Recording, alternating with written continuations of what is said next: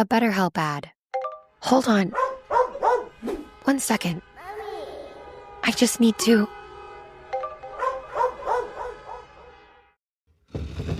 What if you had a room where no one interrupts? No notifications, no expectations, just space to talk. With BetterHelp, therapy happens in a space that's yours. Visit betterhelp.com/randompodcast for 10% off your first month of online therapy. Running a business means juggling a lot of moving parts. And when your communication tools can't keep up, things start to slip. Missed calls, slow replies, scattered conversations. They're not just frustrating, they're lost opportunities and revenue left on the table.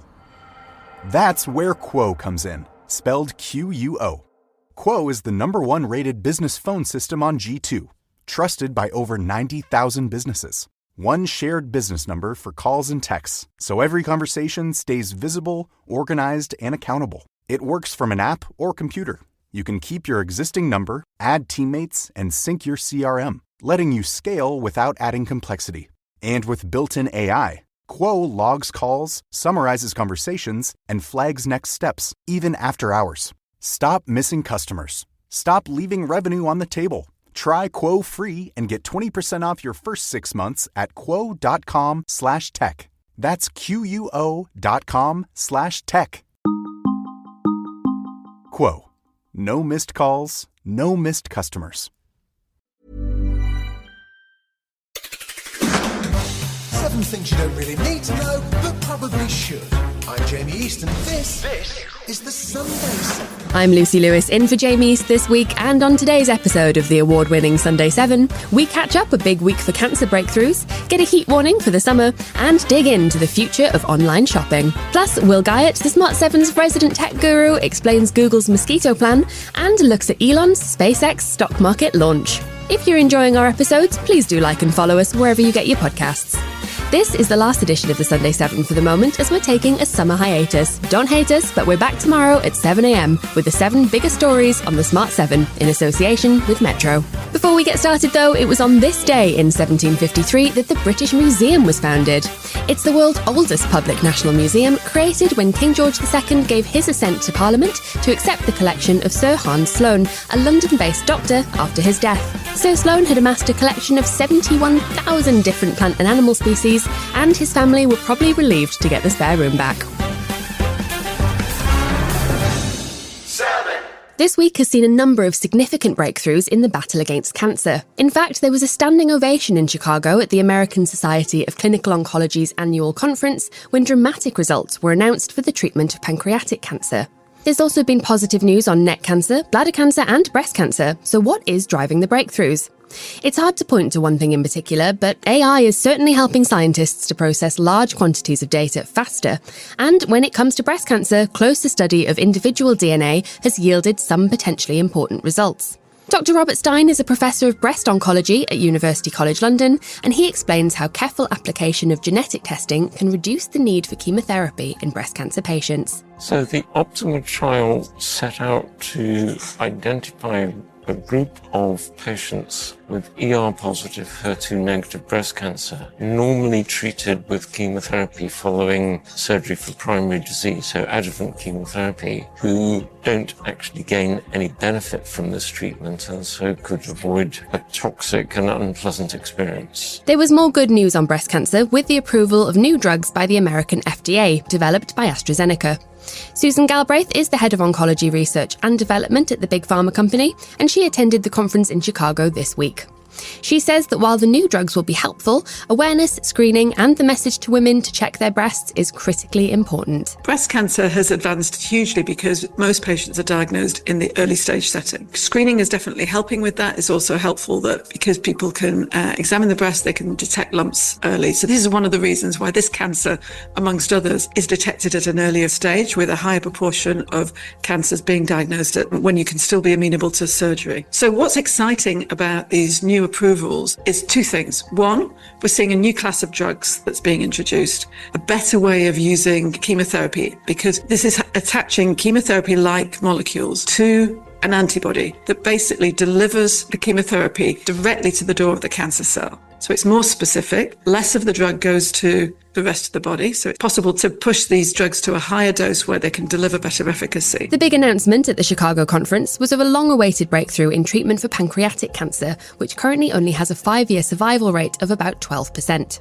The new pill, called daraxonrasib, has been shown to double the survival time for patients compared to chemotherapy, and it's a daily targeted treatment that seems highly effective.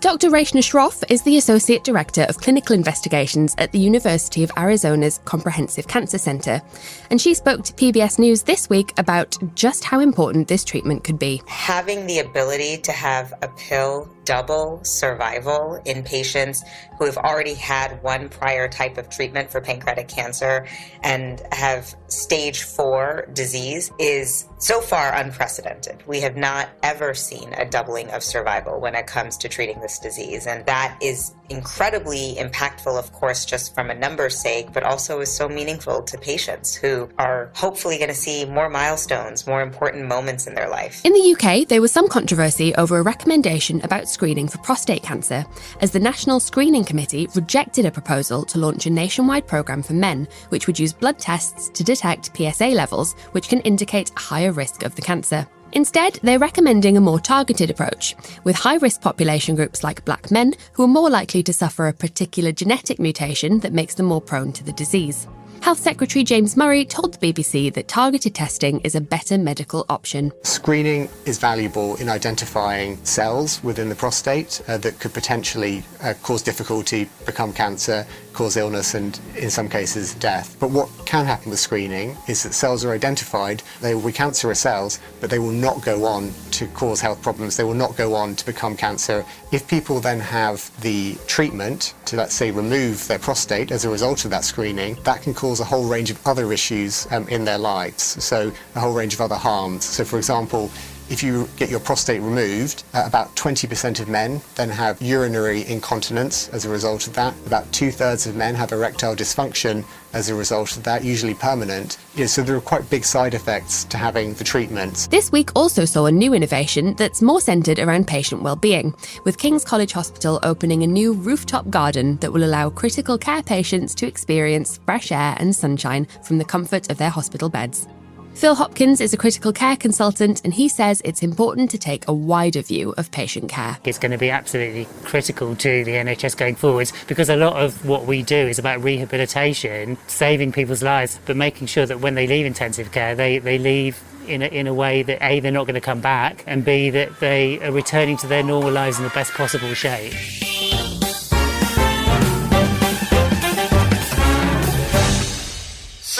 As we get ready to take a bit of a summer break on the Sunday 7, don't worry, we're still here Monday to Saturday for the Smart 7. It's time to check in with the Smart 7's tech guru Will Guyatt, who may have already packed his swim trunks. So Will, this week the internet's conspiracy theorists have had an absolute field day with one story in particular: Google's plan to release millions of mosquitoes. What's really going on? It's Google's life sciences arm, Verily, and a project they've actually called Debug. Through its parent company Alphabet, they've asked US regulators for permission to release sterile male mosquitoes. There's 2 applications, one for 32 million and one for 64 million across Florida and California. They've already been cleared for Hawaii back in April, but the mainland release isn't approved and the Environmental Protection Agency is still reviewing it. The whole point is fewer mosquitoes and less disease, not a swarm being unleashed on America by an evil tech company. So the males are sterile and the females do all the biting? Exactly that. Only the females bite because they need the blood to produce eggs. The males just want a date. So you release the males carrying a bacteria called Wolbachia, they mate with the wild females, and the resulting eggs never hatch. Do that at scale and the population collapses. Now, I know it sounds completely backwards, releasing mosquitoes to get rid of mosquitoes, but it's good bugs beating bad bugs, and the machines rearing them can churn them out at roughly 1 million a week. And it's not some giant Bill Gates /malaria /vaccine /superbug /horror movie plot? No, Wolbachia is a naturally occurring bacteria that already sits in a huge population of the world's insects. Nobody's cooked up a doomsday germ in a lab. The technique's been studied for years and used already in places like Singapore and Brazil. Headlines like 64 million infected mosquitoes have gone viral because they cause panic, and this confuses carrying a harmless bug with weaponized. And remember, the males aren't biting, so the bite rate doesn't go up at all. It's the opposite of a horror movie. Aside from crazy conspiracy theories, there's some real concern about the NHS and their new tech partner Palantir. What do we need to know about Palantir and its billionaire boss Peter Thiel? Palantir is a huge American data firm and people call it spy tech.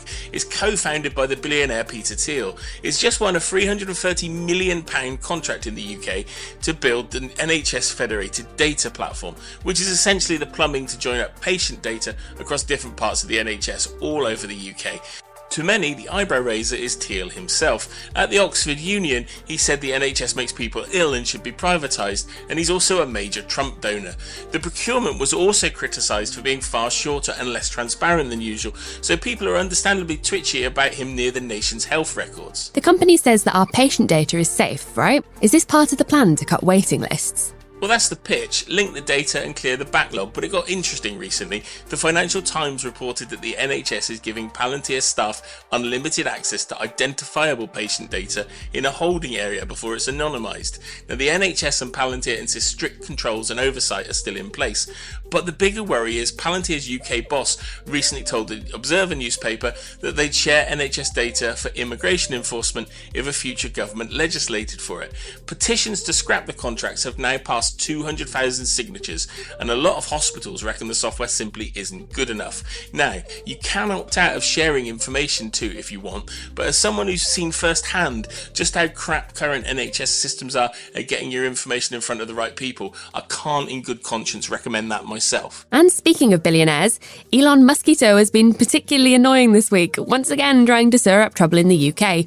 But what's going on with his day job and the plan for SpaceX? As if you're a regular listener, you probably already know, there's never a dull week for Elon Musk. This week, Keir Starmer told him to stop interfering in British politics again after he posted about the Southampton murder that triggered protests and accused him of stirring division in the country. At the same time, Keir Starmer is backing a Labour MP who's suing Musk's XAI after fake images of her were made with the Grok bot.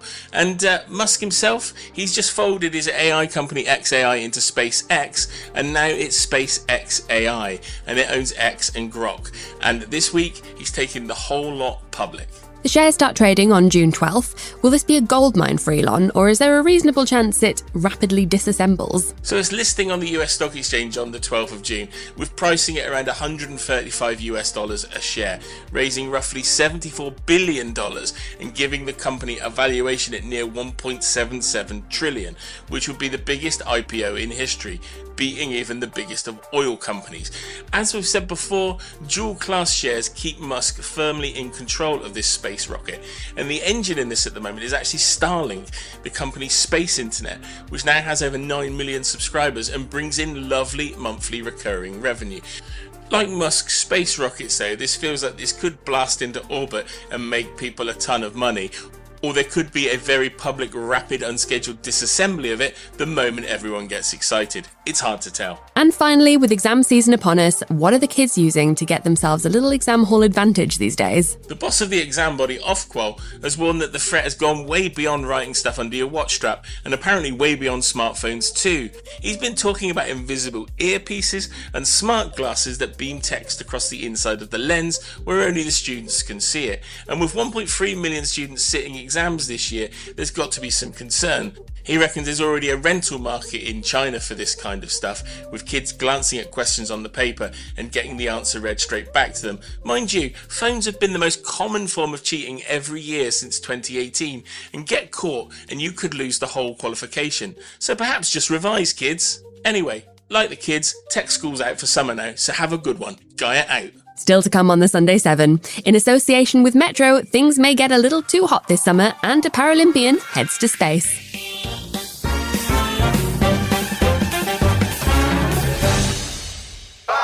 Monday saw the Met Office release its official summer outlook, and the main word that comes to mind is hot. We've already seen record-breaking temperatures in May, and the outlook for summer warns of an increased chance of heat waves and heat-related impacts.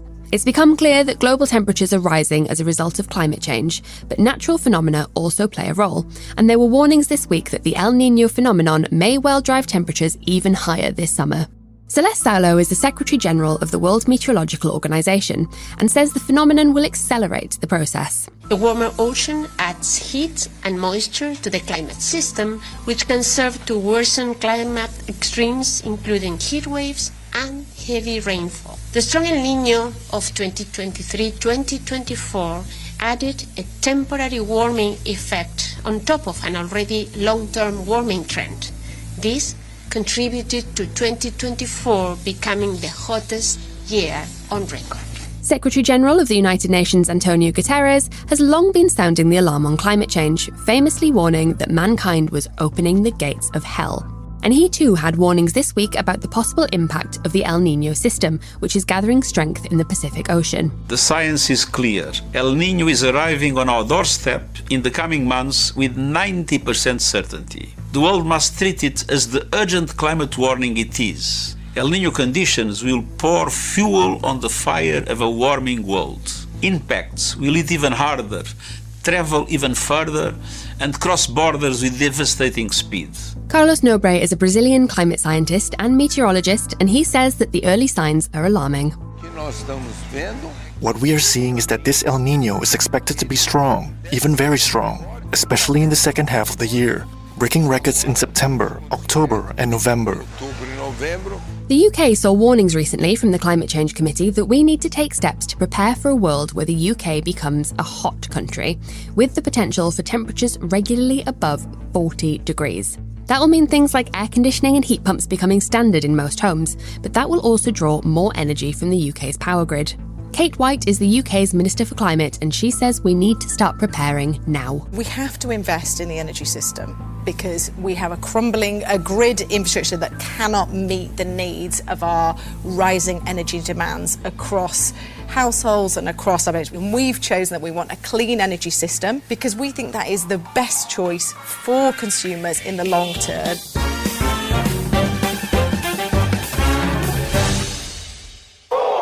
We've seen plenty of focus on space recently, with Elon Musk's SpaceX due to float on the stock market next week. The US has switched its focus to the moon, but the European Space Agency has been working on a new commercial space station known as Haven 1, which is being developed by a California company called VAST. Their space station design, which is due to launch in 2027, is about the same size as a single-decker bus and can house up to 4 astronauts. It's equipped with a lab and a domed window to allow for plenty of Earth watching. This week saw the UK Space Agency announce one of the astronauts who will take part in the mission, and that is former Paralympian John McFall. He lost his leg in a motorbike accident and uses a prosthetic, and he says the chance to spend an extended period of time in space will be hugely valuable from a research point of view. We want to demonstrate that actually prosthetics can be used in space, especially, if we're looking to the future, and maybe not in the shorter term, but the longer term, actually needing to live in space for long periods of time. You need to be able to do exercise in space, and to do that, I would need to use prosthetics. So any prosthetic equipment I take has to be safety certified and to be integrated into that environment. And the prosthesis that I use day to day now, it has sensors in it, has a microprocessor, hydraulic fluid, gyroscopes, and all these sorts of things, and batteries and electronics. So these need to be certified to be safe in that operational environment. There are plenty of unknowns about how gravity will affect someone with a disability, and McFall is prepared for some potentially uncomfortable experiences. The reality is, I'm a lower limb amputee. We don't know what it's going to be like for someone with a disability like mine living and working in space. Is missing a leg going to be a hindrance? Is wearing a prosthesis going to be of benefit? What happens to the physiology of someone with a limb missing in space? Because I have slightly less lower body volume to start with, i.e. missing a leg, will there be less fluid shift up towards my trunk and my head? And we know that fluid shift in living and working in microgravity can cause problems with the eyes. So might I be, less susceptible to those conditions? Still to come on the Sunday 7. In association with Metro, we discover the future of shopping and find out what's in an Iceman's biome. Right after this. Boost Mobile is now sending experts nationwide to deliver and set up customers' new phones. Wait, we're going on tour? We're delivering and setting up customers' phones. It's not a tour. Not with that attitude. Introducing Store to Door. Switch and get a new device with expert setup and delivery. Delivery available for select devices purchased at boostmobile.com. When you're a maintenance engineer in a beverage manufacturing plant, you keep production lines moving and quality on track, because there's no room for slowdowns. With Grainger's vast selection of high-quality motors, sensors, belts, and hard-to-find parts, you can get what you need fast and all in one place, so nothing gets in the way of getting the job done. Call 1-800-GRAINGER, click Grainger.com, or just stop by. Grainger, for the ones who get it done. Welcome back.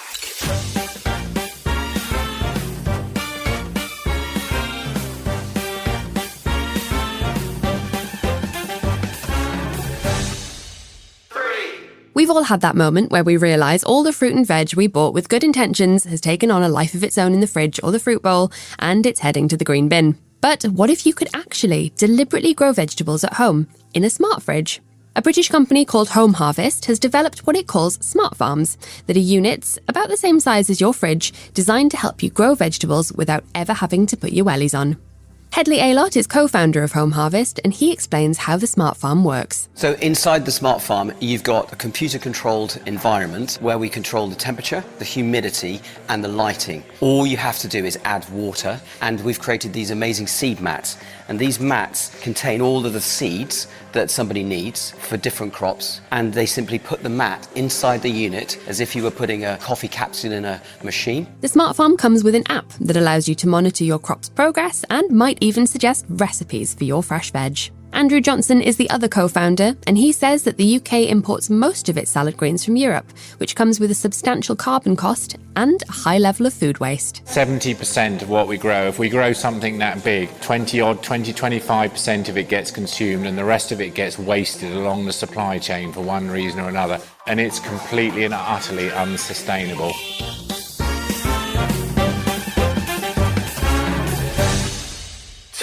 A new survey this week suggests that within the next 5 years, AI might be doing the weekly shop for you. While that sounds quite useful, it does raise questions about how automation, bots, and smart devices might change the face of the way we shop. DHL e-commerce carried out the survey for their annual e-commerce trends report, and they found that 66% of businesses expect AI shopping to become a thing, but only 25% of consumers can see it happening by 2031. Tom Cheesewright is a futurist, not the kind with a crystal ball, but he's done a deep dive into the history of online shopping and had a look at this survey to see what the future might be for the weekly shop.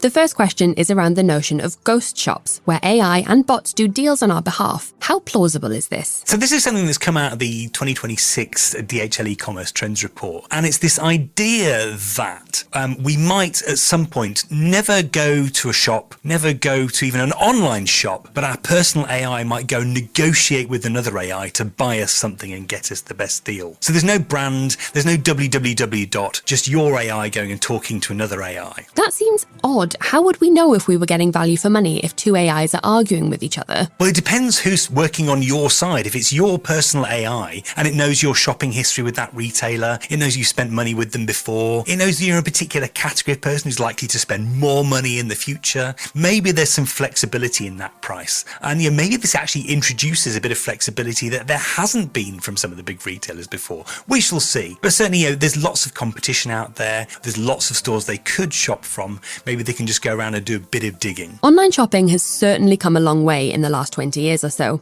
But even without AI bots haggling, it's still not perfect, is it? The one bit that actually is still where it falls down sometimes is the gap between that slick digital experience and actually getting the product. Sometimes what turns up isn't what you expected. It doesn't quite look like the picture, and sometimes it doesn't turn up at all. And we know from this research that actually that's the biggest barrier that causes buying to break down. It's where we get frustrated as customers, and that's somewhere that still needs that investment, making sure you've got the right trusted delivery partner and the right delivery options right at the end of that checkout. Do you think people will be happy to completely outsource their shopping to AI? What the research shows is that people already do. So about a third of consumers said, yep, do you know what, I would let AI shop for me. And really interesting, 2/3 of retailers said, we expect this to happen. So the retailers are there already thinking about it, building the technology in the background. And a third of us say we're already ready for this to go ahead. And I get that, right? Some shopping isn't fun. No one's excited about shopping for toilet rolls or tins of tomatoes. You just need to know that they're there so that, well, something unmentionable, and so you can make some pasta for the kids in the evening. So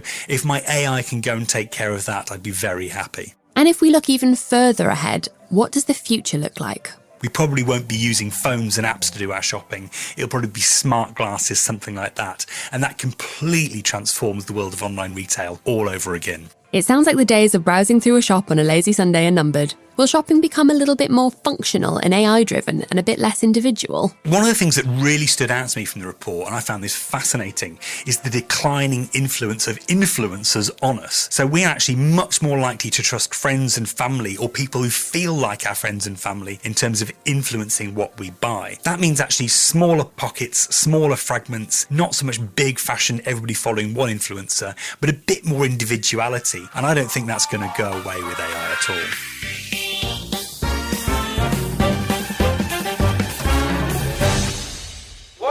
In 1991, hikers in the Alps discovered the frozen remains of a man who had died over 5,000 years ago. The body was recovered and preserved, and Otzi the Iceman, as he's become known, has been a hugely valuable source of information about our ancestors. He had tattoos, he was going bald, and more importantly, his microbiome, which was frozen, is still active once unfrozen.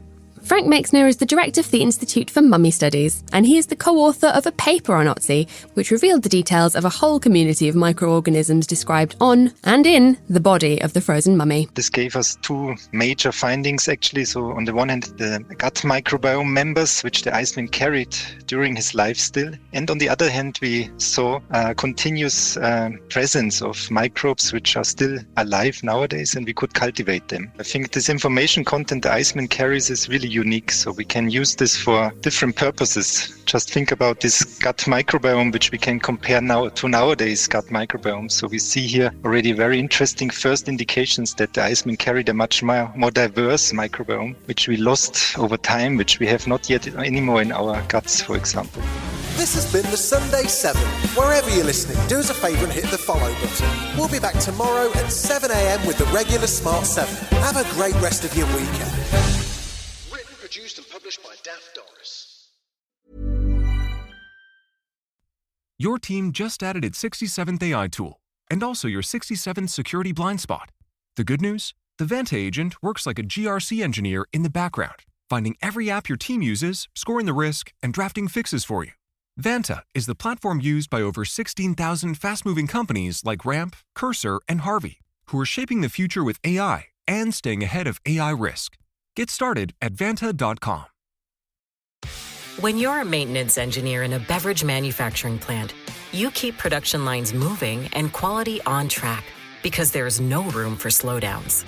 With Grainger's vast selection of high-quality motors, sensors, belts, and hard-to-find parts, you can get what you need fast and all in one place, so nothing gets in the way of getting the job done. Call 1-800-GRAINGER, click Grainger.com, or just stop by. Grainger, for the ones who get it done.